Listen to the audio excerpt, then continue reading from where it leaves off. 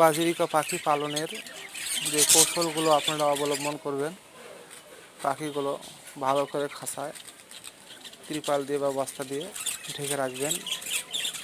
এতে পাখির সর্দি কাশি জ্বর বিভিন্ন সমস্যা থেকে পাখি ভালো থাকবে। যদি পারেন পাখির ঘর রোদের দিকে দিবেন, এতে আরও উপকার। আপনারা পাখিকে নিয়মিত তুলসী পাতা খাওয়াবেন।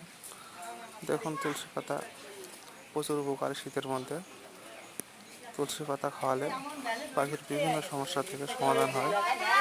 তুলসী পাতার উপকার আছে। তুলসী পাতা নিয়মিত খাওয়াবেন, দেখবেন পাখি সুস্থ থাকবে।